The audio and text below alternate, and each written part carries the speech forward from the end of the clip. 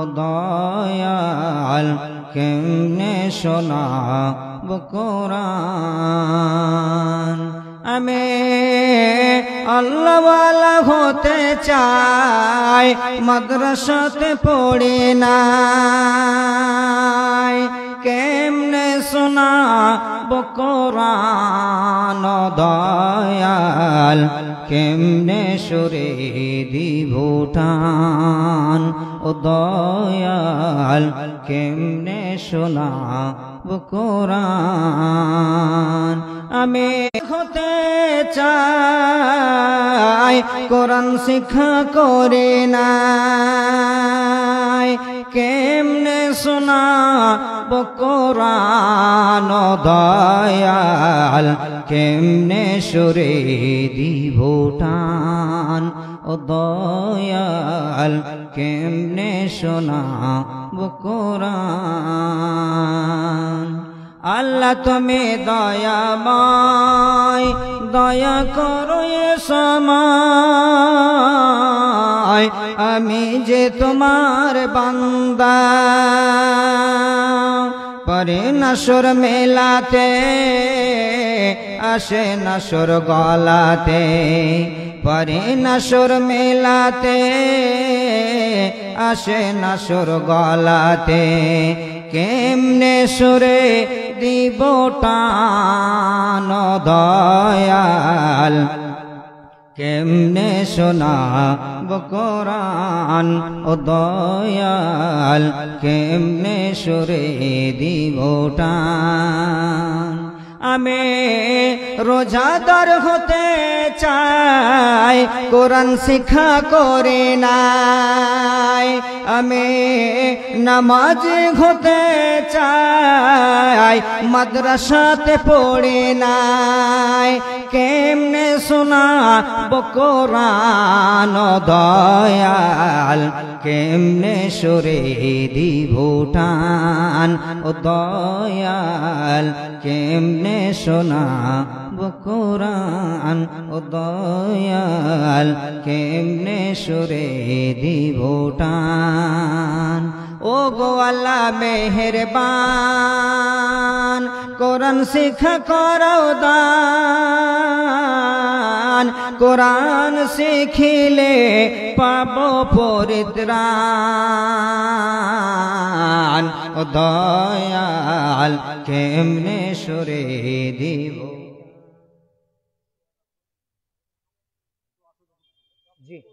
জি জি জি, আল্লাহুম্মা সাল্লি আলাইহি আল্লাহুম্মা বারিক আলাইহি। ও দয়াল কেমনে সুরে দিব টান। আমি ইমানদার হতে চাই, মাদ্রাসাতে পড়ি নাই, আমি আল্লাহওয়ালা হতে চাই, কোরআন শিক্ষা করে নাই, কেমনে শোনাব কোরআন। ও দয়াল কেমনে সুরে দিব টান। ও দয়াল কেমনে শোনাব কোরআন। আল্লাহ তোমার হাতে ধরে ছেড়ে দেব দুনিয়াদারি, মাওলা তোমার পায়ে পড়ে ছেড়ে দেব দুনিয়াদারে, যদি শিখিতে পারি কোরআন। ও দয়াল কেমনে শোনাব কোরআন। ও দয়াল কেমনে সুরে দিব টান। আমি মুমিন হতে চাই, কোরআন শিক্ষা করে নাই, কেমনে শোনাব কোরআন। ও দয়াল কেমনে সুরে দিব টান। ও দয়াল কেমনে শোনাব কোরআন। লিল্লাহে তাকবীর।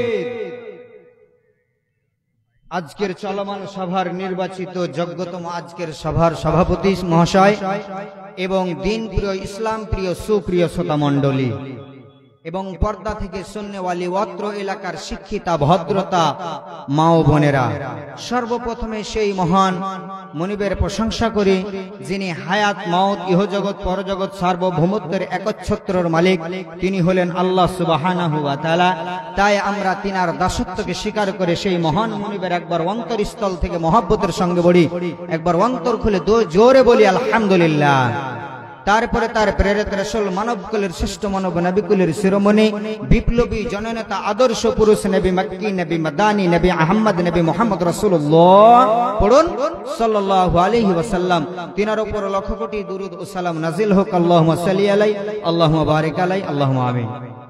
মুহতারাম আল মুকাররাম, মাইকম্যান ভাই মাইকের আওয়াজটা একটু মিষ্টি হবে, কিন্তু মাইকের আওয়াজটা মনে হয় যে একটু কেমন লাগছে, একটু মাইকের আওয়াজটা মিষ্টি হবে। আর কথা হলো, প্যান্ডেলের ভিতরে এখন রাত 8:15 বাজতে চললো, কিন্তু কথাটা হলো এখন পর্যন্ত প্যান্ডেলে লোক নেই। ভুল আপনারাই করেছেন, কথা বুঝতে পারলেন?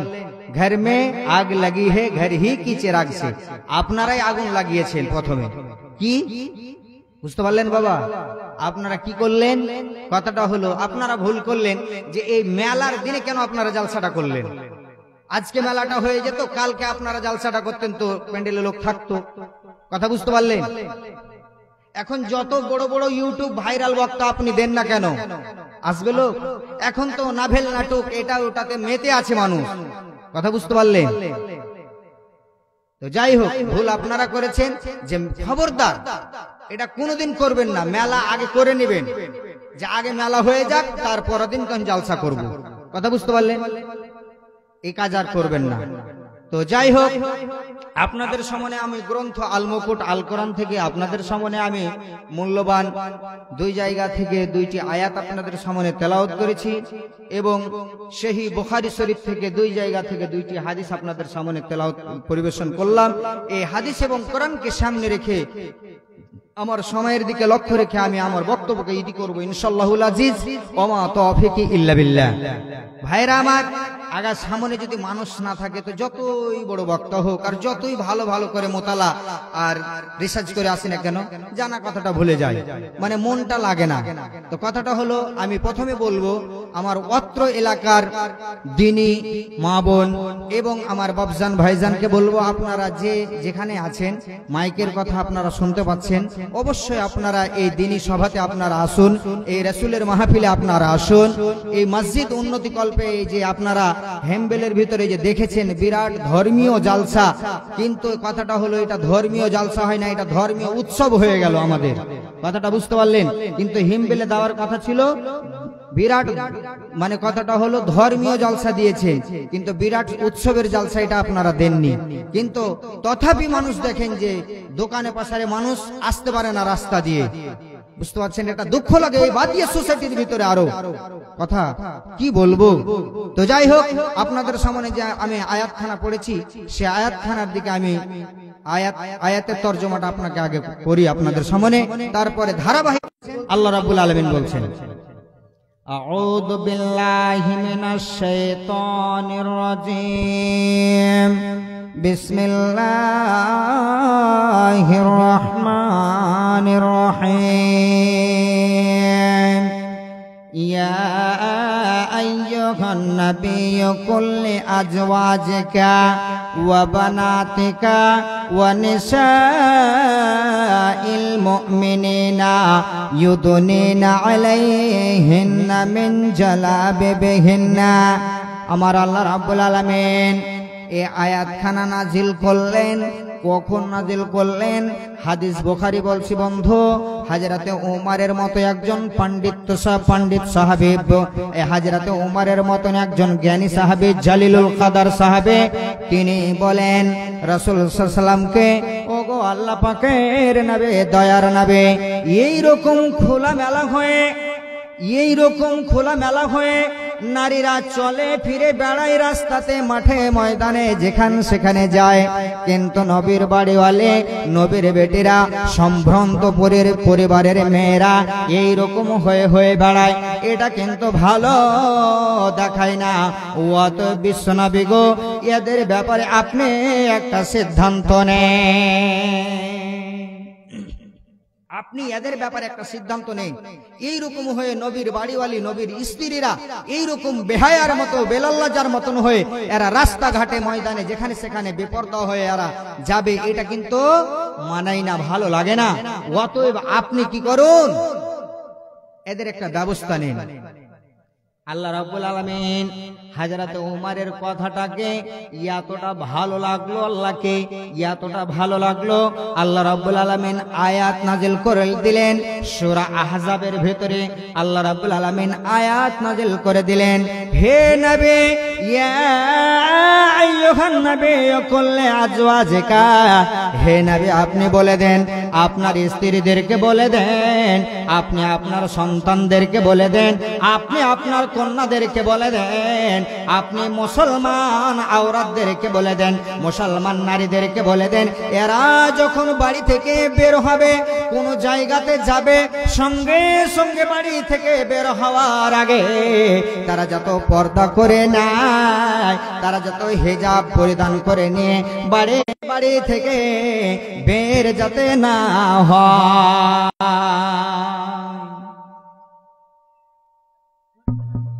কথাটা হলো যে বাড়ি থেকে বের হতে গেলে তারা যত বরখাটা পরে নেয়, তারা যত ওড়নাটা পরে নেয়, এইরকম হয়ে তারা বাড়ি থেকে যত বের হয়, নচিত বেহায়ার মতো হয়ে তারা যাতে বাড়ি থেকে না বের হয়। জাহিলিয়াতের জামানার একটা কথা আপনাকে বলি, কি জাহিলিয়াতের জামানায় তারা তওফ করত, যেমন আমরা হজ করতে গিয়ে উমরা করতে গিয়ে আমরা তওফ করে, সেই রকম জাহিলিয়াতের জামানায় তারা কাবা শরীফকে তওফ করত। কিন্তু তাদের তওফের ভিতরে কেমন ছিল বন্ধু আমার, ভালো করে লক্ষ্য করবেন, কেমন ছিল, তারা উলঙ্গ হয়ে তওফ করত, উলঙ্গ হয়ে তওফ করত। তাদেরকে যদি প্রশ্ন করা হয় কেন উলঙ্গ হয়ে তোমরা কি করো, তওফ করো, তারা এক বাক্যে উত্তর দিতেন, কি বলতেন, এই কাপড়টা পরে কত চুরি করেছি, কত অন্যায় কাজ করেছি, কত পাপের কাজ করেছি, কত মিথ্যা কথা বলেছি, কত মাল আত্মসাৎ করেছি, কত জনের সঙ্গে ব্যভিচার করেছি, অনেক রকম গুনাহ করেছে। অতএব না না না না না এই কাপড় পরে আমরা কোনো সময় তওফ করতে পারি না। এই কাপড় যদি পরিধান করে যদি তওফ করে, তো আল্লাহ রাব্বুল আলামিন নারাজ হয়ে যাবেন, আল্লাহ কবুল করবেন না, আমাদেরকে আল্লাহ রাব্বুল আলামিন গ্রহণ করবেন না। ওই জন্য আমরা কি করি, উলঙ্গ হয়ে তওফ করে। আমার আল্লাহ রাব্বুল আলামিন কোরআনের ভিতরে আইন দিয়ে দিলেন, আউযু বিল্লাহি মিনাশ শাইতানির রাজিম, ওয়া কারনা ফি বুয়ুতিকুন্না ওয়ালা তাবাররুজনা তাবাররুজাল জাহিলিয়াতিল উলা। হে নারীকুল তোমরা শুনে নাও, জাহিলিয়াতের যুগে বর্বরতার যুগের মেয়েদের মতো হয়ে তোমরা কি করো না, রাস্তা ময়দানে তোমরা বেড়াও না, উলঙ্গ হয়ে হয়ে তোমরা খবরদার তোমরা বের হবে না। আল্লাহ রাব্বুল আলামিন আইন দিয়ে দিলেন যে খবরদার আজ থেকে তোমরা পরিবর্তন হয়ে যাও। আল্লাহ রাব্বুল আলামিন আইন দিয়ে দিলেন কোরআনের ভিতরে, না খবরদার এইরকম ভাবে তোমরা এইরকম উলঙ্গ হয়ে কাজ করবে না। এরা তো উলঙ্গ হয়ে কাজ করে, কিন্তু আল্লাহ রাব্বুল আলামিন উম্মতে মুহাম্মাদীকে বলে দিলেন, এই নারীকুল তোমরা শুনে নাও, তোমরা জাহিলিয়াতের এই বর্বরতার যুগের মতো হয়ে তোমরা কি করবে না, বেহায়ার মতো হয়ে তোমরা রাস্তাঘাটে যেখানে সেখানে তোমরা ভিড় লাগাবে না, তোমরা কি করবে না, পর্দা করে যদি কোথায় যেতে হয়, কোথায় শ্বশুরের বাড়ি যেতে হয়, মায়ের বাড়ি যেতে হয়, বেটির বাড়ি যেতে হয়, ডাক্তারখানাতে যেতে হয়, ইমার্জেন্সি কোনো যদি কাজে তুমি ফেসে যাও, যেতেই হয়, তখন তুমি কি করে নেবে, সঙ্গে সঙ্গে হিজাব পরিধান করে নেবে, তুমি বরখাটা পরিধান করে নেবে, ওড়না দিয়ে মাথাটাকে ভালো করে ঢেকে নেবে, সারা শরীরটাকে ঢেকে নিয়ে তারপরে তখন বাড়ি থেকে বের হবে, নহলে কোশ্চেন কালে বের হওয়া যাবে না, যাবে না, যাবে না। যেই মেয়েটা রাস্তাঘাটে মাথায় কাপড় নাই, বুঝতে হবে সেই মেয়েটার লজ্জা শরম নেই। যেই মেয়েটা রাস্তাঘাটে মাথায় কাপড় নাই, বুঝতে হবে সেই মেয়েটার লজ্জা শরম নেই।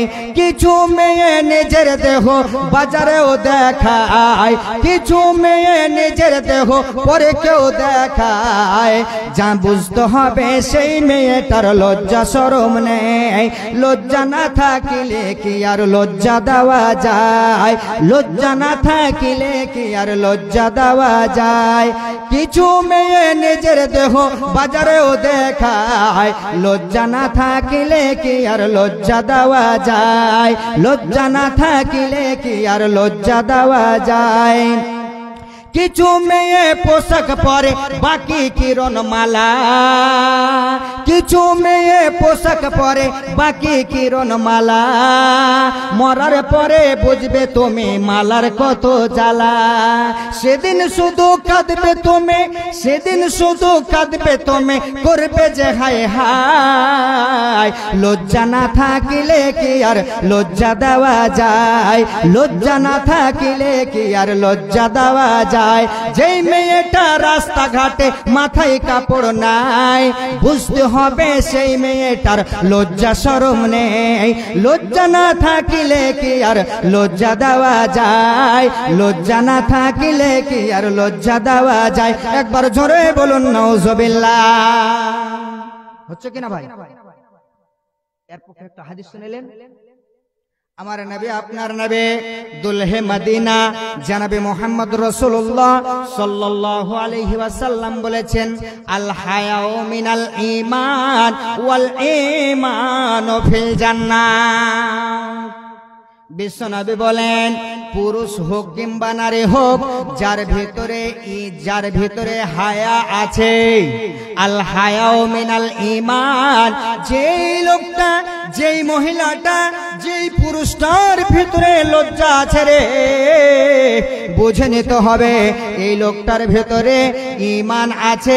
আর যার হৃদয়ের ভিতরে ঈমান আছে, এই হৃদয় আল্লাহর জাহান্নামে যাবে না। এর হৃদয়ে হলো কে, এই ঈমান তাকে জান্নাতে নিয়ে চলে যাবে। একবার জোরে জোরে বলুন সুবহানাল্লাহ। তাহলে লজ্জাই হচ্ছে ঈমান, আর ঈমানই হচ্ছে জান্নাত। তাহলে যারা রাস্তাঘাটে মার্কেটে এখন পর্যন্ত ভিড় লাগিয়ে আছে, যেই নারীরা, যেই যুবকেরা, তাদের লজ্জা শরম আছে কি? আর যাদের লজ্জা শরম, যাদের লজ্জা শরম নাই, তাদের ঈমান নেই। আর যার ঈমান নেই, তার জন্য আল্লাহর জান্নাত নেই। একদম সহি হাদিস, ঝামেলা চুকে গেল। এবার কথা হলো যে আপনাকে বলছিলাম কি, এবার আপনি চলুন, আমাদের মা বোন তো সদ জীবিত মানুষের কাছে পর্দা করে না, কিন্তু সাহাবীদের কথা আপনাকে একটু হাদিস এবং কোরআন দিয়ে বুঝায় যে তিনারা কেমন ভাবে পর্দা করতেন, কিংবা কেমন ভাবে মৃত মানুষ জীবিত মানুষের কাছে পর্দা করে।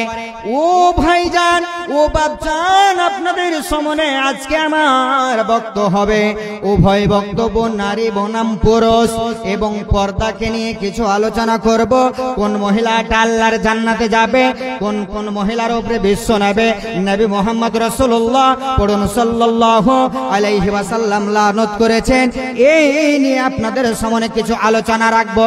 প্রথম নম্বরে আলোচনা আপনাকে বলি, আম্মা জান আয়েশার ব্যাপারে বলে। মা বোন ভালো করে শুনে নেবেন। আজকে দেখেন মরা বাড়িতে পুরুষ চাইতে নারীর সংখ্যা বেশি হয়ে যায়, ভিড় লাগিয়ে দেয়, কত ভিড় লাগিয়ে দেয়। কিন্তু বন্ধুরে, আপনি যদি ওই মহিলাটাকে জিজ্ঞাসা করেন, ও মা, ও দিদি, ও বোন, আপনি বলুন তো, ওই যে মারা গেছে ওই পুরুষটা আপনার কে লাগলো? বলবে, কেউ নয় রে বাবা, আমাদের গ্রামের সর্দার সাহেব, আমাদের গ্রামের মন্ডল সাহেব, আমাদের গ্রামের হাজি সাহেব মারা গেছে। তো যাই হোক, যে গেল, এটা তো বেগানা পুরুষ। ও মা বোন, তুমি দেখো, তুমি কোনো সময় তার মুখ দেখতে পাবে না। তার মুখ দেখা তোমার তোমার জন্য বৈধ নয়, আল্লাহ রাব্বুল আলামিন বৈধ করেন। অত ও নারীকুল, তোমরা ভালো করে কান খুলে শুনে নাও। আজকে মা বোনকে দেখেন পর্দা করে না। আজকে মা বোনকে দেখেন যে মরা বাড়িতে এত হয়ে বেড় লাগিয়ে দেয়, কিন্তু আম্মা জান আয়েশার হাদিস কানা শুনে যান। আমার নবী আপনার নবী দুলহে মদিনা জনাবে মুহাম্মদ রাসূলুল্লাহ সাল্লাল্লাহু আলাইহি ওয়াসাল্লাম বলেন কি বলছেন? আম্মা জান আয়েশা তিনি বলেন যে যখন কি হলো, আমার নবী যেদিন মারা গেলেন সঙ্গে সঙ্গে আমার নবীকে আমার ঘরে দাফন করানো হলো। আম্মা জান আয়েশা বলছেন ইনি কেমন মহিলা, একটু আপনাকে বলছি কেমন মহিলা আম্মা জান আয়েশা। ইনি একজন জান্নাতি মহিলা। কেমন ভাবে পর্দা করলেন, হাদিস বুখারী শরীফ থেকে বলছি আপনাকে। কোন গান বাজনার কথা, কোন নাভেল নাটকের কথা আপনাকে বলি না। যা কথা বলবো প্রমাণ দলিল দিয়ে আপনাকে বলবো ইনশাআল্লাহ।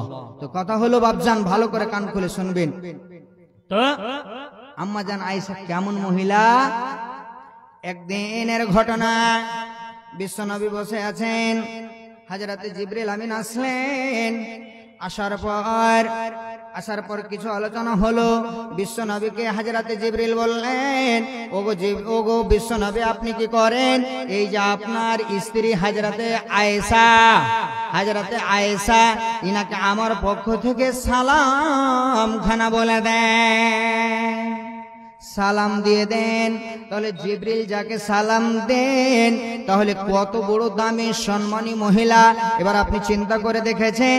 শুধু তাই নয়, একদিনের কথা, হাদিস বুখারী শরীফ বন্ধ, হযরতে জিবরিল আমিন আসলেন, একটা রেশমের কাপড় নিয়ে আসলেন, একটা পাসপোর্ট সাইডে ছোট একটা কার্ডের সমান, ওই রেশমের কাপড়ের ভিতরে ভরা আছে।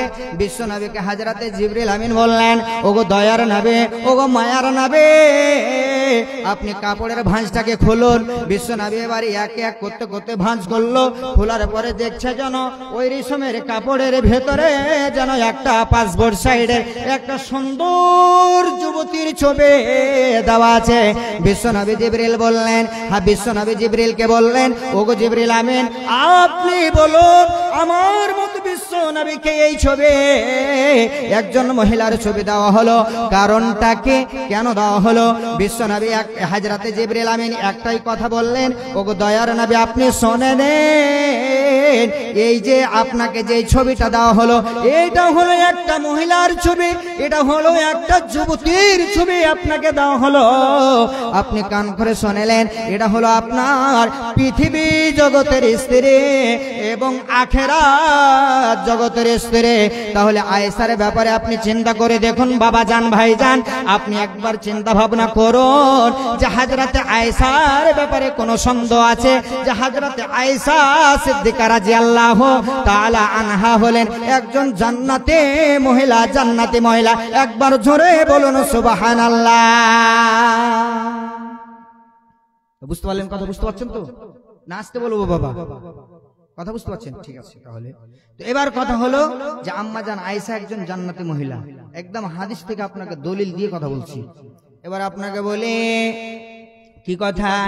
একদিনের কথা হলো গে বিশ্ব নবী মুহাম্মদ রাসূলুল্লাহ পড়ুন সাল্লাল্লাহু আলাইহি ওয়াসাল্লাম বলছেন, হে আমার স্ত্রীরা তোমরা শোনো, আমার যে 9টা বাড়ি হয়, 9টা স্ত্রী, এই 9টা স্ত্রীর ভেতরে হযরতে আম্মা জান আয়েশার ব্যাপারে নবী বললেন, কাফাজলিস সারিদে আলা সাইরে তম, কাফাজলিস সারিদে আলা সাইরে তম।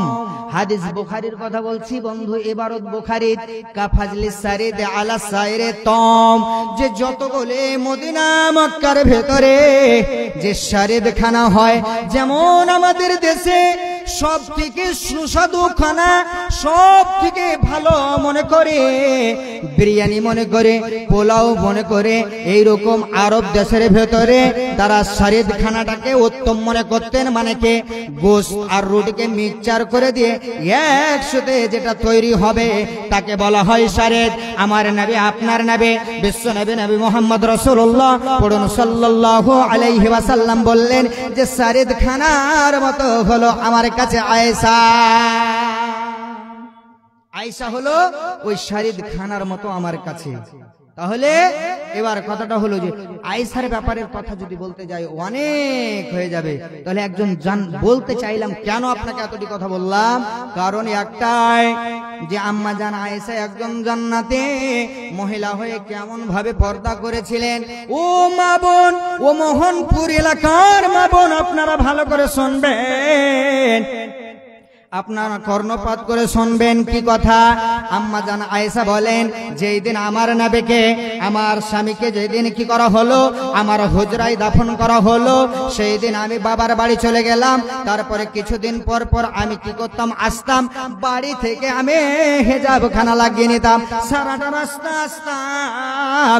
আর আসার পরে আমি যখন ঘরে প্রবেশ করে যেতাম, আমি হেজাবটাকে মাথা থেকে নামিয়ে নিতাম। তারপরে কিছুক্ষণ আমি দোয়া দরুদ করে আমি ওই ঘর থেকে আবার আমি বাবার বাড়ির দিকে চলে যেতাম। এই করে করে করে করে কিছুদিন পরে ইসলামের প্রথম খলিফা হযরতে সিদ্দিকে আকবর হযরতে আবু বকর রাদিয়াল্লাহু তাআলা আনহু ইন্তেকাল করলেন। ওই ঘরে হযরতে আবু বকরকে নবীজির পাশেই তিনাকে দাফন করে দেওয়া হলো। হযরতে আম্মা জান আয়েশা বলেন, আমি আবার বাড়ি থেকে হিজাবটাকে লাগাতাম, আর লাগার পরে আমি বাড়ি মানে আসতাম সারাটা রাস্তা। আবার যখন আমি ঘরে প্রবেশ করতাম, আমি হিজাবটাকে খুলে দিতাম। কারণটা হলো এই তো আমার স্বামী, আর এটা হলো আমার বাবা, অতএব বাপের কাছে বেটির কোনো পর্দা নাই, ওই জন্য আমি সঙ্গে সঙ্গে আমার হিজাব খানাকে খুলে দিতাম। এই করে করে যখন কিছুদিন পরে যখন ইসলামের দ্বিতীয় খলিফা হযরতে ফারুক আজম হযরতে ওমর রাদিয়াল্লাহু তাআলা আনহু যেদিন ইন্তেকাল করলেন, বন্ধু আমার লম্বা হাদিস আছে, সেই দিন ওমর বলেছিলেন, তিনার বেটা আব্দুল্লাহকে ডেকে বলেছিলেন, ও বেটা রে, তুমি একটু যাও, যাও রে বেটা যাও। কার কাছে? আম্মা জান আয়েশার কাছে যাও। আম্মা জান আয়েশা আর ঘরের ভেতরে আর একখানা কবর হবে রে আমার জন্য রেখেছে, অতএব আম্মা জান আয়েশা যদি আমাকে জায়গা খানা দেয় তো আমি বিশ্ব নবীর কাছে আমি দাফন হতে চাই, আমি বিশ্ব নবীর পাশে শুয়ে থাকতে চাই। এই বলে আম্মা জান হযরতে ওমর ফারুক পাঠালেন কাকে? তিনার ছেলে আব্দুল্লাহকে পাঠালেন, যাও।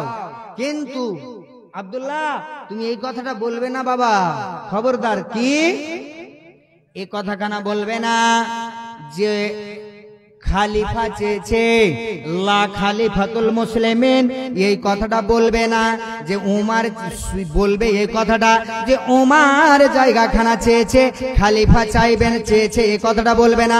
খালিফা মানে একটা বড় মানুষ, খালিফা মানে একটা পদকে যখন স্বীকার করে নেবে মানুষ, এত বড় সম্মানী লোক, এত বড় দামি লোক চেয়েছে, তো যাই হোক দামের কথা খানা খালিফা কথা কানা বলবে না। বেটা তুমি যাও। যাই হোক বন্ধু, আবার হযরতে আব্দুল্লাহ চলে গেলেন। যাওয়ার পর আম্মা জান আয়েশার কাছে জায়গা খানা চলে এলেন। আমার বাবা হযরতে ওমর চেয়েছে। যাই হোক আম্মা জান আয়েশা চিন্তা ভাবনা করলেন, কি চিন্তা ভাবনা, যে পৃথিবী জগতে যতদিন আমার স্বামী ছিল রে, আমার স্বামী ছিল কে? আমার বাবা ছিল তার ডান হাত, আর হযরতে ওমর ছিল বাম হাত। অতএব আখিরাত জগতে আমার স্বামীর আমার বাবা ডান হাত হয়ে থাকবে, আমার হযরতে ওমর বাম হাত হয়ে থাকবে। অতএব আমি না হয় কোন মুসলমানদের কবরস্থানে আমাকে দাফন করে দেওয়া হবে। আমি হযরতে আয়েশা তাকে জায়গা খানা দিয়ে দিলাম, ওয়াফ করে দিলাম। ভাই আমার, বন্ধু আমার, ভালো করে শুনবেন কি কথা। তারপরে হযরত ওমর বললেন, কি বললেন? বেটা আব্দুল্লাহ, আমি যখন মারা যাব বাবা রে, তুমি সঙ্গে সঙ্গে কি করবে? আমার লাশ খানাকে ওই কবরস্থানে নিয়ে গিয়ে দাফন করার আগে আবার আম্মা জান আয়েশার কাছে যাবে, আবার পারমিশন নেবে। হতে পারে আম্মা জান আয়েশা দ্বিতীয় চেয়েছিল, দ্বিতীয়বার নাও দিতে পারে। কিন্তু বন্ধু আমার, যেটাই হোক না কেন, এবার লম্বা হাদিস আছে, আপনাকে সংক্ষিপ্তে বলছি বাবা। এবার হযরত উমরকে ওই জায়গায় দাফন করে দেওয়া হলো। হযরত উমর বললেন কি, হযরত উমরকে দাফন করে দেওয়ার পর আম্মা জান আয়েশা বলেন, আমি যেদিন সেদিন কবর জিয়ারত করতে আসতাম, আর যখন আসতাম, যখন ওই জায়গাতে দাফনা উমরকে দাফন করে দেওয়া হলো, তখন আমি বাড়ি থেকে হিজাব লাগিয়ে আসতাম আর ঘরে প্রবেশ করতাম। হিজাব আর আমি খুলতাম না, আর আমি খুলতাম না। কেন কেন আমি খুলতাম না? এই জন্য হযরত উমর হলো একজন বেগানা পুরুষ, হযরত উমর হলো একজন আজনাবী পুরুষ। ওয়াতব উমরের কাছে আমার পর্দা রয়েছে, ওয়াতব না না না না, আমি কোশ্চেন কালে আমি হিজাব খুলতে পারি না। এই বলে আম্মা জান আয়েশা কি করতেন, এখন থেকেই পর্দা করে যেতেন আসতেন।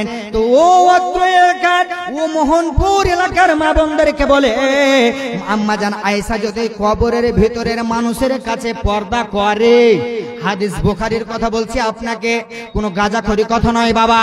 ও অতএব আম্মা জান আয়েশা যদি মৃত্যু মানুষ কবরস্থানে দাফন হয়ে যাওয়া মানুষের সামনে পর্দা করে, তো অত্র এলাকার মা বোন আপনারা কান করে শুনে নেবেন, তাহলে আপনারা কোন লাজে, কোন আশাতে, কোন ভরসাতে আপনি কি করেন, রাস্তা রাস্তা রাস্তা রাস্তা বেরিয়ে বেড়ান?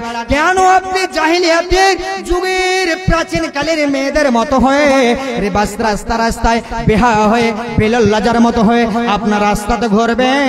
আপনাকে আল্লাহ রাব্বুল আলামিন এবং বিশ্ব নবী পারমিশন দেয়নি। কিন্তু ভাইরা আমার, আর একখানা হাদিস আপনাদেরকে বলে, হাদিসের রাবি হযরতে আবু হুরায়রা রাদিয়াল্লাহু তাআলা আনহু, তিনি বলেন, আন আবি হুরায়রা রাদিয়াল্লাহু তাআলা আনহু قال قال رسول الله صلى الله عليه وسلم صنفان من أهل النار لم أراهما قوم معهم। কি বলছেন হাদিসের ভিতরে? হযরত আবু হুরায়রা হাদিসের রাবি, তিনি বর্ণনা করেন, বিশ্বনবী বলেছেন কি, আমি বিশ্বনবী দুই শ্রেণীর মানুষ আল্লাহর জাহান্নামে যাবে। আমি বিশ্বনবী দেখতে দুই চোখ দিয়ে দেখলাম না, তারা আল্লাহর জাহান্নামে যাবে রে, এরা আল্লাহর জাহান্নামে যাবে, কিন্তু আমি বিশ্বনবী দেখলাম না। প্রথম শ্রেণীর মানুষ কারা? প্রথম শ্রেণীর মানুষ কারা? যে গরুর লেজের মতো চাবুক থাকবে, তারা মানুষকে পিটবে, মারবে, প্রহার করবে, এটা হলো এক শ্রেণীর মানুষ। দ্বিতীয় শ্রেণীর হলো মহিলা, কাসিয়াতুন আরিয়াতুন মুমিলাতুন মাইলাতুন রুসুহুন্না। আমার নবী বললেন কি, ওই মহিলারা, যে মহিলারা কি করবে, কাপড় পরিধান করে থাকবে তথাপি উলঙ্গ। কিয়ামতের আলামত এসে গেছে, তাই তো ঘরের মা বোন রাস্তায় নেমেছে। কিয়ামতের আলামত এসে গেছে, তাই তো ঘরের মা বোন বেহায়া হয়েছে। আরে হাট বাজারে মার্কেটে যান দেখবে শুধু নারী, আরে হাট বাজারে মার্কেটে যান দেখবে শুধু নারী। কেউ বা আবার সেজে কুজে করছে দোকানদারি, আরে সব কিছুতেই আছে নারী। কেউ বা চালাই হোন্ডা গাড়ি, কেউ বা আবার অফিস আদালতে চাকরি করতেছে। কিয়ামতের আলামত এসে গেছে, তাই তো ঘরের নারী রাস্তায় নেমেছে। কিয়ামতের আলামত এসে গেছে, তাই তো ঘরের নারী বেহায়া হয়েছে। আর মাছ বাজারে কথা বলে মাছওয়ালার সাথে, কথা বলে কিনা ভাই বলেন, সত্য কথা না মিথ্যা কথা? আরে মাছ বাজারে কথা বলে মাছওয়ালার সাথে, স্বামী তাহার দাঁড়িয়ে আছে ব্যাগটা নিয়ে হাতে। স্বামী নিল ব্যাগটা টেনে, স্ত্রী দেয় টাকা গনে, স্বামী স্ত্রীর যেন সেবক হয়েছে। কিয়ামতের আলামত এসে গেছে, তাই তো ঘরের নারী বেহায়া হয়েছে। কিয়ামতের আলামত এসে গেছে, তাই তো ঘরের মা বোন রাস্তায় নেমেছে। একবার জোরে বলুন সুবহানাল্লাহ। কথা বলছিলাম যে হাদিস, এই ব্যাপারে আপনাকে একটা হাদিস বলবো, এই গাজালটা কবিতাটার ছন্দে একটা হাদিস বলবো। কি? এবার আপনি চলুন। যে স্বামী নিল মাস্টার টেনে স্ত্রী দায় টাকা গুনে, এটা একদম দায়ুস হয়ে গেল। আর দায়ুসের জন্য আল্লাহ রাব্বুল আলামিন জান্নাত হারাম হারাম। তো কি বললেন বিশ্বনবী? বললেন কাসিয়াতুন আরিয়াতুন মুমিলাতুন মাইলাতুন রাসুহুন্না, এই মহিলা কাপড় পরিধান করে থাকবে তথাপি মহিলাটা উলঙ্গ, কাপড় পরিধান করবে তথাপি উলঙ্গ। তাহলে কেমন কাপড় পরিধান করে থাকবে একটিবার আপনি চিন্তা করে দেখেন। বিশ্বনবীর কথা আপনি আজকে 1450 বছর আগে আমার প্রিয় নবী বলে গেলেন, হে আমার উম্মতেরা, তোমরা যদি পৃথিবী জগতে বেঁচে থাকো রে, তো তোমরা দেখতে পাবে আমি বিশ্বনবী কিন্তু দেখলাম না। কিন্তু হে আমার উম্মতেরা, তোমরা ভালো করে শুনে নেবেন, কাসিয়াতুন আরিয়াতুন মুমিলাতুন মাইলাতুন রাসুহুন্না, তারা আল্লাহর জাহান্নামে যাবে। আর এরা উলঙ্গ কাপড় পরিধান করে থাকবে তথাপি উলঙ্গ। আর এরা এত চুলের ডিজাইন করবে, চুলের খোপাটা বাঁধবে, ভেনিটা করবে, চুলের ডিজাইনটা এমন করবে যেমন আরব দেশে ভক্তি ওট থাকে রে, ওটটা চলতে গেলে কুইজখানা যেমন মানে ডানে বামে কাত হয়, হেলে দলে, সেই রকম মহিলার ওই চুলের বেনিটা এই দিকে হেলবে দলবে, এই করে করে তারা রাস্তা যাবে। আর তারা কি করবে রে? তারা কি করবে? পুরুষকে কি করবে? নিজের দিকে ধাপিত করবে, পুরুষেরাও তার দিকে ধাপিত হয়ে যাবে। এই রকম তারা কি করবে? কাজ করবে। এরা আল্লাহর জান্নাতে, ওদের জন্য বিশ্বনবী বললেন লা ইয়াদখুলুনাল জান্নাতা, তারা আল্লাহর জান্নাতে প্রবেশ করবে না, করবে না, করবে না। শুধু তাই নয়, হে রাসূলের উম্মতেরা ভালো করে কান করে শুনে নেবেন। আমার নবী আরো বললেন কে জান্নাতেও যাবে না রে, যাবে না। জান্নাতের ঘ্রাণ, সুঘ্রাণ, সেন পর্যন্ত তারা জান্নাতের ভেতরে তারা পাবে না, পাবে না। কিন্তু বন্ধু আমার, অন্য হাদিসে ফের বর্ণনা করা আছে, আমার নবী দুলহে মদিনা জানাবি মুহাম্মদ রাসূলুল্লাহ পড়ুন সাল্লাল্লাহু আলাইহি ওয়াসাল্লাম, তিনি বললেন যে জান্নাতের সেন কত দূর থেকে পাওয়া যায়, কত দূর থেকে পাওয়া যায় বাবা? তো একটা মানুষের এক মাসের পথ যতটা দূরত্ব হয়, অতটা দূরত্ব থেকে জান্নাতের সেন পাওয়া যায়। একবার জোরে বলুন সুবহানাল্লাহ। এক মাসের রাস্তা যতটা হয় ততটা দূর থেকে জান্নাতের সেন পাওয়া যায়। কিন্তু আমার নবী বলছেন ওই মহিলা আর ওই পুরুষ আল্লাহর জান্নাতে যাবে না, আর জান্নাতের সেনটুকু তারা পাবে না। এবার আপনাকে বলে পর্দার কথা বলছি বন্ধু আমার, সময় ঘনিয়ে চলে আসছে, লম্বা হাদিস, লম্বা বিষয় রয়েছে, আপনার এটা 2 থেকে 2.5 ঘন্টা লাগবে বিষয়টা। আমার মতন ছোট আলেমকে হলেও, ছোট আলেম হলে 2 থেকে 2.5 ঘন্টা লাগবে যে বিষয়টা নিয়ে ধরেছি।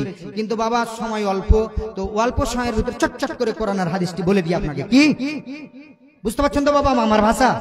বিরক্ত লাগছে নাকি? নাহলে ছেড়ে দেবো, বক্তা ডেকে কিন্তু বলবো। তো কথাটা হলো কর্ণপাত করে শোনেন। কি কথা?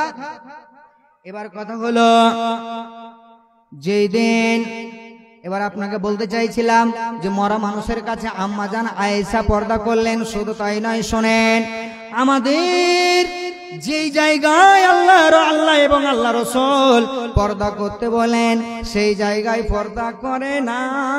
কিন্তু মা বোনকে দেখেন, আল্লাহ পাকের নবী, দয়ার নবী একদিন কি করলেন? ফজরের সালাত পড়ে নেওয়ার পর বেটি ফাতেমার বাড়ি যাচ্ছেন।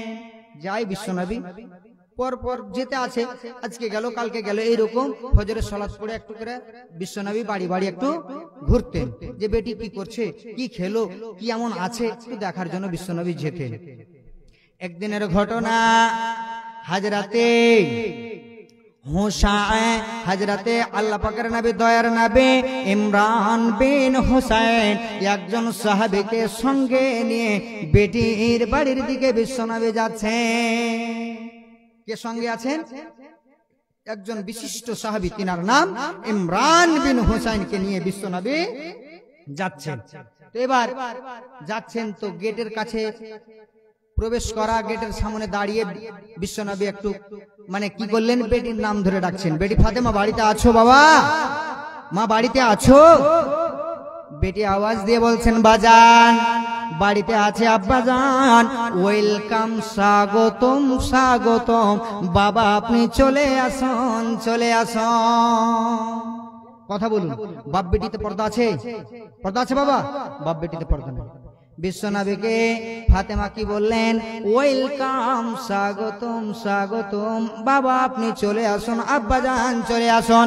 কিন্তু বিশ্বনবী বলছেন, বেটি রে আমি তো তোমার বাবা এসেছে, আমি আখেরি পয়গম্বর, আমি চলে এসেছি, কিন্তু বাবা আমার সঙ্গে আর একজন আমার সাথে ইমরান বিন হুসাইন এসেছে, অতএব তাকে বাড়িতে ইজাজত যদি দাও বেটি তাহলে আমি তাকে নিয়ে আসবো, আর ইজাজত না হলে আমি নিয়ে আসতে পারবো না।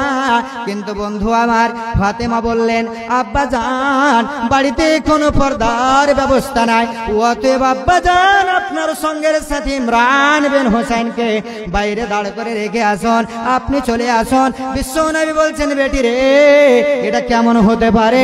না না না না, আমি একজন সঙ্গের সাথীকে বাড়ির বাইরে দাঁড় করে রেখে তোমার সঙ্গে কথা বলবো, এটা আমি আখেরে পয়গম্বর, এটা আমি কোশ্চেন কালে করতে পারি না, পারে না পারে না। হাই রে হাই ভাই রে ভাই, এ কেমন যোগ এসেছে, স্বামী সন্তান পর করে ফোন আপন করেছে, হাই রে হাই ভাই রে ভাই, এ কেমন যোগ এসেছে। আজকে মিস কল, কালকে ডাইরেক্ট, পরশুতে পরিচয়, চতুর্থ দিন আপা বলে খাড়া হয় দরজায়। স্বামী জিজ্ঞেস করলে, স্বামী জিজ্ঞেস করলে বলে আত্মীয় এসেছে, হাই রে হাই ভাই রে ভাই, এ কেমন যোগ এসেছে, হাই রে হাই ভাই রে ভাই, এ কেমন যোগ এসেছে। স্বামী সন্তান পর করে ফোন আপন করেছে, হাই রে হাই ভাই রে ভাই, এ কেমন যোগ এসেছে। ঠিক মতো আহার জোটে না, দামে ফোন তার হাতে, ও 10 ঘন্টা হারে ফোন করতে সে থাকে।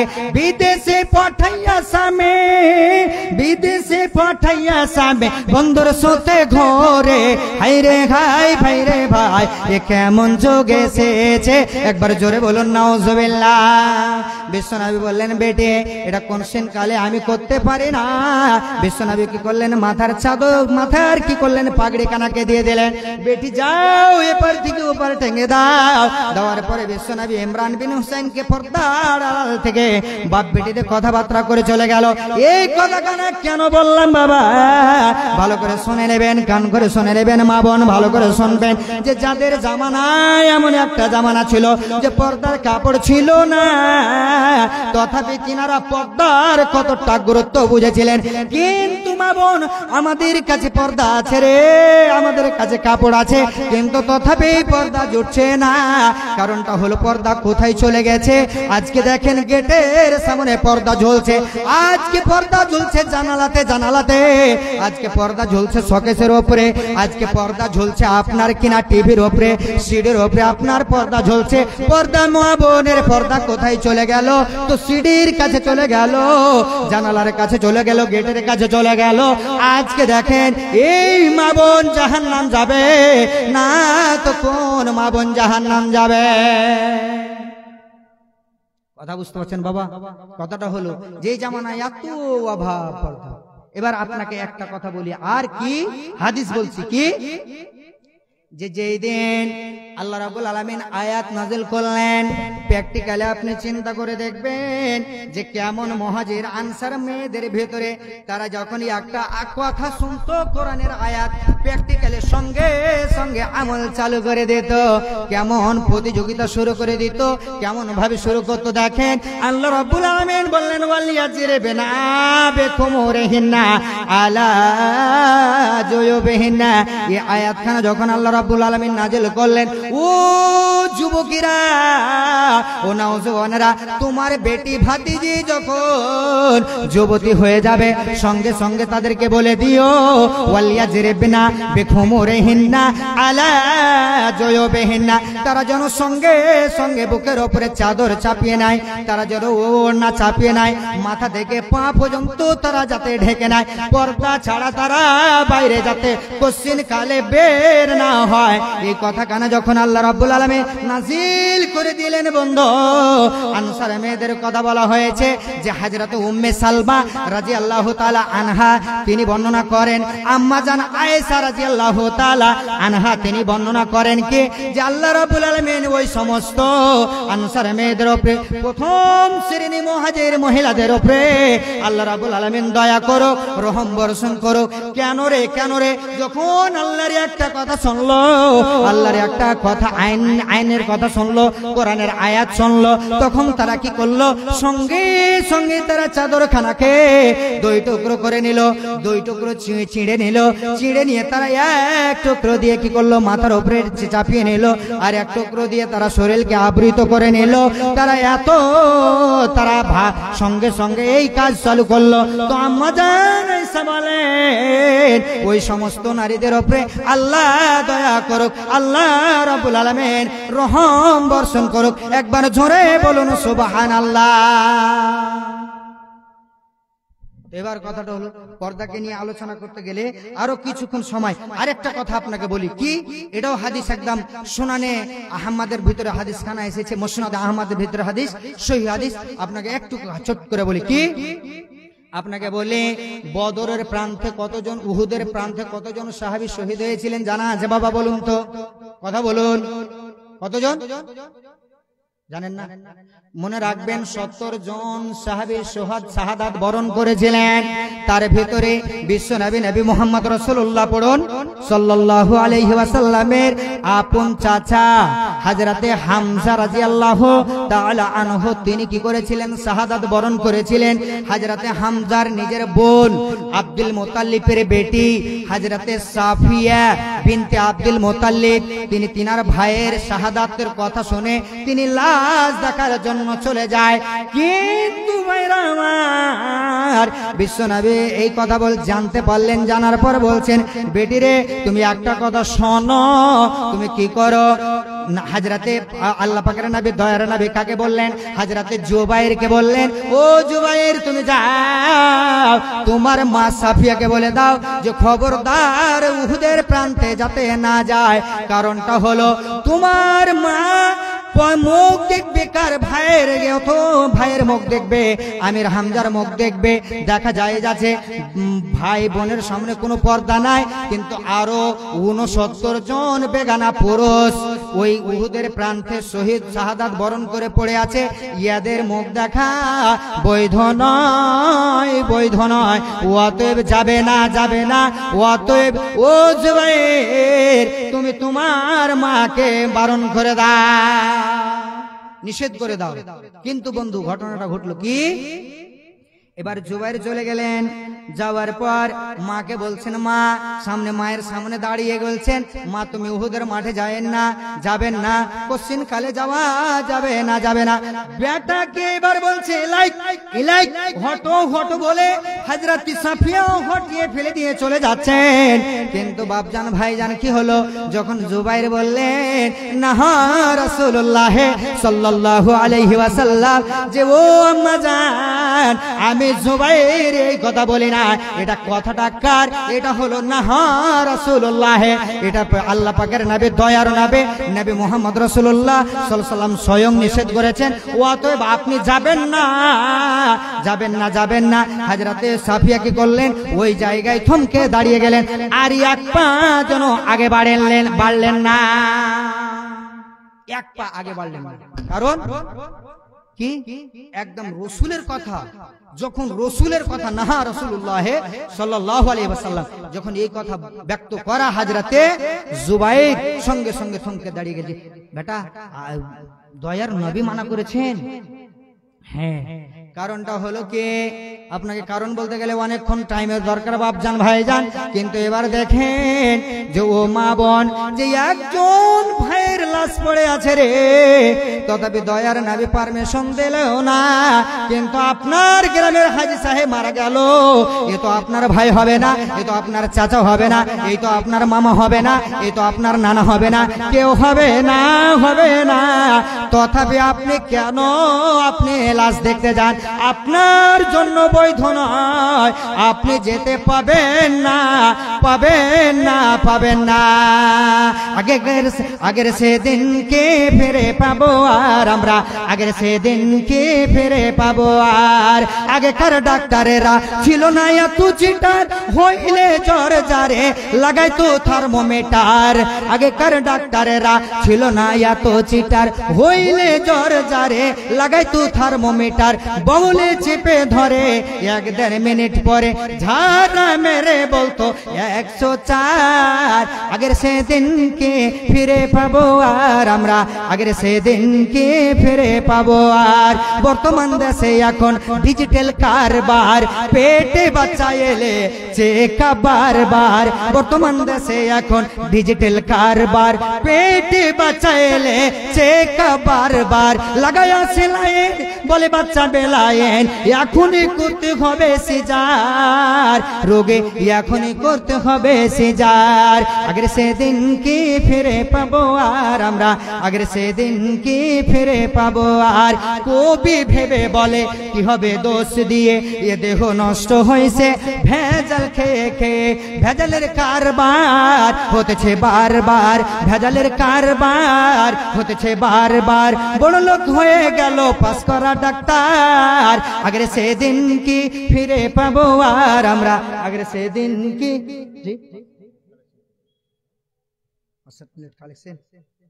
তো যাই হোক, দীর্ঘ অনেকক্ষণ সময়ের দরকার বাপ, চটচট করে আপনাদেরকে বললাম, কিছু কথা ছাড়লাম, কিছু কথা নিলাম। এবার একটা হাদিস বলবো যে কিছু কিছু মহিলার উপরে বিশ্ব নবী নবী মুহাম্মদ রাসূলুল্লাহ পড়ুন সাল্লাল্লাহু আলাইহি ওয়াসাল্লাম লানত করেছেন। কোন মহিলা?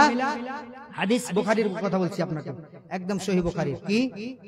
আব্দুল্লাহ ইবনে মাসউদ তিনি একদিন মহিলাদের কাছে ওয়াজ করতে করতে বলছেন, ও অমুক অমুক মহিলার কাছে আল্লাহ রাব্বুল আলামিন লানত করেছেন, বিশ্বনবী লানত করেছেন। কোন মহিলা? যে মহিলারা চোখের ওপর বাবা আপনার বেটি, আপনার ভাতিজি, আপনার পতিন, আপনার লাতিন তারাই তো করে, তো এই মহিলাদের উপরে বিশ্বনবী লানত করেছেন। আর কোন মহিলা? যেই মহিলারা কি করলো, ওই কি করলো, চুলে চুলে জোর দিল, দেয় কি দেয় না? চুলে চুলে জোর দিল, এই মহিলাদের উপরে বিশ্বনবী লানত করেছেন। আর কোন মহিলা? যেই মহিলারা নিজের দাঁতগুলোকে করত দিয়ে রেত দিয়ে কি করলো, ডিজাইন বানালো, সরু সরু দাঁতগুলোকে, আপনার চ্যাপটা চ্যাপটা দাঁতগুলো সরু সরু করলো, ওই মহিলাদের উপরে লানত করেছেন বিশ্বনবী। যেই মহিলারা কিছু গুদানে করলো এবং যার কাছে করিয়ে নিল, যে করলো, উভয়ের উপরে আল্লাহ পাকের নবী দয়ার নবী কি করলেন, লানত করেছেন। এই কথা যখন হযরতে আব্দুল্লাহ বিন মাসউদ মহিলাদের কাছে ওয়াজ করতে করতে বলছেন, এমতো অবস্থায় একজন মহিলা কি করেছেন, হযরতে আব্দুল্লাহ বিন মাসউদের কাছে হাঁটতে হাঁটতে এসে থমকে দাঁড়ালেন। ও আব্দুল্লাহ ইবনে মাসউদ, আপনি যে কথাটা বক্তব্যটা দিলেন মানুষের সামনে, এটা আমি কোশ্চেন কালে শুনি নাই। আমি আল্লাহর সারাটা কোরআন পড়ে রেখেছি, কিন্তু এই কথা আল্লাহর কোরআনের ভিতরে আমি কোনো জায়গায় পাইনি। অতএব আমি মানছি না, মানবো না। এই কথাটা কে বলছেন? ওই মহিলা বলছেন। তখন আব্দুল্লাহ ইবনে মাসউদ বলছেন, ও মহিলা, তুমি শুনে নাও, যদি আল্লাহর কোরআন তুমি পড়ে থাকো নিশ্চিত তুমি পেয়ে যাবে, কোনো চিন্তা ভাবনা নাই। আব্দুল্লাহ ইবনে মাসউদ তখন বলছেন কোরআনের আয়াতখানা কি, ওয়ামা আতাকুমুর রাসূলু ফাখুযুহু ওয়ামা নাহাকুম আনহু ফান্তাহু। আল্লাহ রাব্বুল আলামিন বলেছেন, ও সারা পৃথিবীর মানুষ রে, ও রাসূলের উম্মতিরা, তোমরা ভালো করে শুনে নাও, তোমাদের রাসূল যা তোমাদেরকে দিয়েছে তা তোমরা গ্রহণ করে নাও, আর তোমাদের আমাদের রাসূল যা তোমাদেরকে নিষেধ করেছে তা তোমরা বর্জন করে নাও। এই কথাটা কে বললেন? আল্লাহ রাব্বুল আলামিন বললেন। তাহলে ও মহিলা, তুমি কি আল্লাহর এই কোরআন পড়েছো? আল্লাহ রাব্বুল আলামিন কি কোরআনের ভিতরে এই কথা বলেনি? তখন বুড়ি বলছে হ্যাঁ হ্যাঁ। ও আব্দুল্লাহ ইবনে মাসউদ হ্যাঁ হ্যাঁ পড়েছে। ও অতএব তখন আব্দুল্লাহ ইবনে মাসউদকে বলছেন যে আল্লাহর রাসূল কি লানত করেছে? আব্দুল্লাহ ইবনে মাসউদ বলছেন জি মহিলা, আল্লাহ পাকের নবী লানত করেছে। তবে এবার তারপরে তখন কি বলছেন যে তাহলে তোমার বাড়ি ওলি কেন করে? বুঝতে পারেন, আমি ওয়াজ করে যাচ্ছি মোহনপুরের এলাকার মা বোনকে পর্দার কথা বললাম, আমার বাড়ি ওলি যদি পর্দা না করে তো আপনি কি বলবেন? এলাকার মা বোন কি বলে? আরে মৌলবীর বহু গালা তো পর্দা করে না, মৌলবীর স্ত্রী তো পর্দা করে না, তো আমরাকে ফের বড় বড় ভাষণ দিয়ে বেড়াইছে, বলবে কি বলবে না? তো আব্দুল্লাহ ইবনে মাসউদকে বলছেন আপনার বাড়ি ওয়ালি কেন এই কাজ করে? তখন আব্দুল্লাহ ইবনে মাসউদ বলছেন বোন শোনো, যদি আমার বাড়ি ওয়ালি করে থাকে তো নিশ্চিত আমার বাড়ি ওয়ালিকে আমি তালাক দিয়ে দেবো। যদি করে, এখন বর্তমান, ভবিষ্যৎ নয়, বর্তমান যদি করে আমি তালাক দিয়ে দেব। এবার ওই মহিলা আব্দুল্লাহ ইবনে মাসউদের স্ত্রীর কাছে গিয়ে বলছে বোন তো তোমরা তো করছিলে, তাহলে বলো। তখন ওই বোন বলছে যে ঠিক আছে, এককালে আমরা করছিলাম, কিন্তু যেই দিন থেকে বিশ্ব নবী এইগুলোর প্রতি লানত করেছে সেই দিন থেকে আমি ছেড়ে দিয়েছি, করি না। এই কথাটা কে বললেন? যখন আব্দুল্লাহ ইবনে মাসউদের বাড়ি ওয়ালি বললেন তখন ওই মহিলা চলে আসেন। তাহলে ও মা বোন, আজ থেকে যদি তো আপনারা চুলে চুলে জোর দেন, আপনারা ভুরুগুলোকে ডিজাইন করেন, গুদানি করেন, এগুলো আপনার প্রতি আল্লাহ রাব্বুল আলামিন লানত করেছেন। অতএব আপনি করবেন না। যারা লানত প্রাপ্ত মেয়ে ছেলে, যারা লানত প্রাপ্ত বেডে পুরুষ, তাদের জন্য আল্লাহ রাব্বুল আলামিন জাহান্নামের আগুনকে নির্ধারণ করে দিয়েছে। তাদের জন্য জান্নাত হারাম হারাম হারাম। যাই হোক, কথাটা হলো, আল্লাহ করবো না বাপ। তো কথাটা হলো, এবার একজন এখানকার ভিতরে কে এমন আছেন যে কথাটা হলো, একজনের কথা বলবো না, কোরআন কয় পাররা? 30 পাররা নাকি বাবা? তো কথাটা হলো, এখানের ভিতরে আমি 30 জন যুবককে দেখতে চাই, এখানে যে কিরকম কি আছে। তো কথাটা হলো 30 জন যুবককে দেখতে চাই। কে এমন আছেন যে বিশাল মসজিদ তো আপনাদের খুব সুন্দর দেখলাম, দোতলা মসজিদ, তো কোন বাবা এমন ভাই আছেন যে আমাকে 30 জন যুবক, কথাটা হলো যে আছেন, মাত্র 1000 টাকা করে 30 জন দেন তো, উঠেন তো, লিল্লাহে তাকবীর দিয়ে উঠেন তো, 1000 টাকা করে। তারপর আমার পরের বক্তা যে আসবে সে কালেকশন করবে। আমাকে কিন্তু কালেকশনের জন্য ইঙ্গিত করা হয়নি, এখন বললেন তো আমি কিছুটা করব, বুঝতে পারলেন, 5 মিনিটের জন্য। তো বাবা দেন তো, আপনারা উঠে পালাবেন না, কেন বেশি আপনাদের কাছে চাইনি, মাত্র কোরআন 30 পারা কোরআনের জন্য 1000 টাকা করে আপনাদেরকে চেয়েছি। কেউ যদি আপনাকে বলে যে কোরআন মিশাতে এসছে, কোরআনকে পুড়াতে এসছে, কোরআনকে মিশিয়ে দিবে, জ্বালিয়ে দিবে, শেষ করে দিবে, তাহলে আপনি কি দিতে চাইবেন? এখন টাকা দিতে চাইবেন না জান? আপনি জান দিতে চাইবেন। তো আপনার কাছে আজকে জান চাইনি, এখনো সময় আসেনি। তাহলে কথাটা হলো মাত্র 1000 টাকা করে একটা পার্রার জন্য আপনারা দাঁড় হন তো, লিল্লাহে তাকবীর বলে দাঁড় হন তো, লিল্লাহে তাকবীর, উঠেন তো। আপন মানুষ চেনা বড় দায় রে, আপন মানুষ বোঝা বড় দায়, আপন মানুষ চেনা বড় দায় রে। শাহিদুর রহমান বান্দা তোমার ফের ছিল এখানেতে, 1000 টাকা দিল আল্লাহ মসজিদের জন্যতে। ওগো আল্লাহ দয়াময়, দয়ারি সাগর, দীর্ঘজীবী করে রাখো বান্দাকে তোমার। আমিন আমিন সুম্মা আমিন। আল্লাহুম্মা সাল্লি আলাইহি, আল্লাহুম্মা বারিক আলাইহি। মাত্র আর 29 জন আছেন। আসেন বাপ, একে একে চলে আসেন। আইরে আয় পাপের রোগী কে করি বিপান, আইরে আয় পাপের রোগী কে করি বিপান, আইরে আয় পাপের রোগী কে করি বিপান। ওষুধ মোরা ডিসপেন্সারে, আল্লাহর পবিত্র কোরআন কে করি বিপান। বুঝতে পারলেন? যত কিছু এই কোরআন থেকে আপনি ফোন দেন তো আপনার সেফা হবে না, হবে না? তাহলে আজকে 1000 টাকা চেয়েছি, বেশি চাইনি বাবা। উঠেন উঠেন, দেন, আপনারা 1000 টাকা দেন। আপন মানুষ চেনা বড় দায় রে, আপন মানুষ বোঝা বড় দায়। নাম কি দাদা? নাম কি আপনার? কামরুল হোসেন বান্দা তোমার ছিল এখানেতে, বাবার জন্য, বাবা মারা গেছে তিনার জন্য 1000, মা মারা গেছে মায়ের জন্য 1000 টাকা আল্লাহ দান করেছে। এই দান আল্লাহ তুমি কবুল করে নাও। আল্লাহুম্মা সাল্লি আলাইহি, আল্লাহুম্মা বারিক আলাইহি। উঠেন না গো দাদা, উঠেন, দেন। আর 28 জন আছেন, আপনারা দেন মাত্র 5টা মিনিট, বেশি আপনাদের কাছে সময় নেব না, 5টা মিনিটের জন্য আপনারা দেন, দেন। আপন মানুষ চেনা বড় দায় রে, আপন মানুষ বুঝা বড় দায়। কত 1000 টাকার কোটা আছে। আরেকজন বাবা আমার ছিল এখানেতে 500 টাকা দিল আল্লাহ তোমার রাহেতে। যে উদ্দেশ্য যে নিয়তে করে গেছে দান, উদ্দেশ্য পূরণ করো তুমি রহমান। ওহে বাড়ি দোয়া করি করি মোরা বানা, মাফ করে দাও খোদা জীবনের গোনা। আত্মীয় স্বজন যারা নাই বর্তমান, নীরব নগরে সে করেছে গমন। হাইরে দুরন্ত দেখ আসিলি কোথায়, মা বাপের কোল খালি কলি সর্বদাই। অহরহ বাস ট্রেনে অ্যাক্সিডেন্ট হয়, এই বিপদ হতে খোদা বাঁচা বড় দায়। তাই দোয়া করি খোদা তোমারও কাছেতে, বাঁচাইয়া নিয়ম মামলা অ্যাক্সিডেন্ট হতে।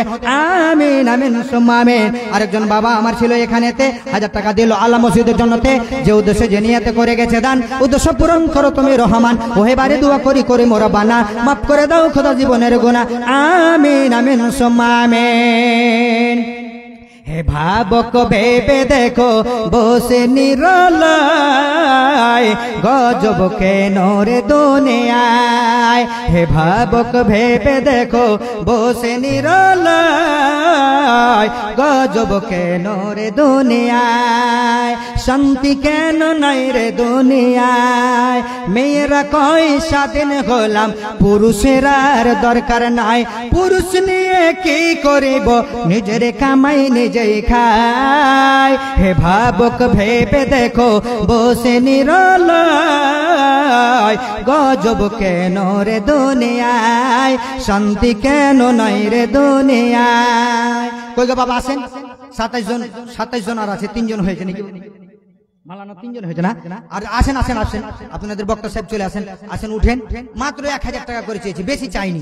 আপনারা উঠেন, দেবেন তো ওই বক্তার হাতে হয়তো আপনাদের মোটা অঙ্কের টাকা দেবেন, কিন্তু আপনি আপনাদের কাছে মাত্র 1000 টাকা করে চেয়েছি। আর যে ভাইরা 100 200 50 যা দেবেন আপনারা আসেন, একটু আসেন, আপনারা দিয়ে যান। উঠেন উঠেন, আপনারা উঠেন, একটু দেন। কোন দেশের মেয়ের তোই কেমন তোমার বাপ, ফেসবুকেতে ছবি ছেড়ে করছো কেন পাপ। আবু তাহের বান্দা ফের তোমার ছিল এখানেতে, 1000 টাকা দিল আল্লাহ তোমার রাহেতে। যে উদ্দেশ্য যে নিয়তে করে গেছে দান, উদ্দেশ্য পূরণ করো তুমি রহমান। আমিন আমিন সুম্মা আমিন। 1000 পারবেন না?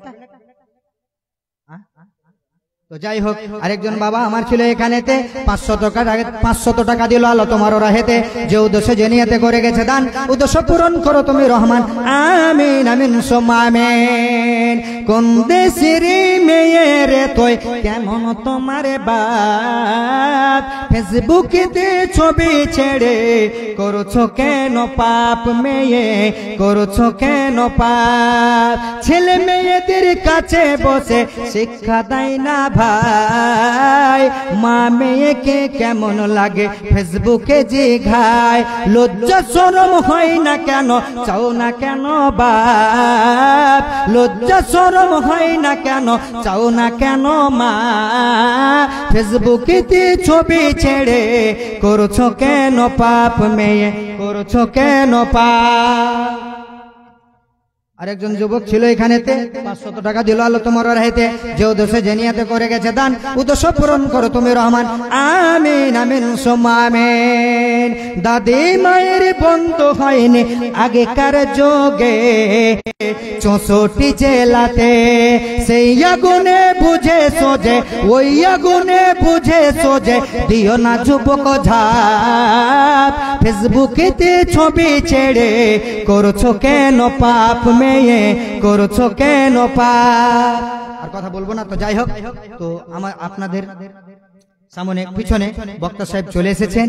তো যাই হোক, এখান থেকে হায়াত বাকি, মোলাকাত বাকি, বলার মাধ্যমে কোনো ত্রুটি হলে শিখিয়ে দেবেন, বলে দেবেন, আর ভাষাগত কোনো ভুল হলে ক্ষমা করবেন, আর আমার জন্য আপনারা দোয়া করবেন, আপনাদের জন্য দোয়া করব। যাই হোক, এখান থেকে আমার বক্তব্য ইতি টানছি। আসসালামু আলাইকুম ওয়া রাহমাতুল্লাহি ওয়া বারাকাতুহু।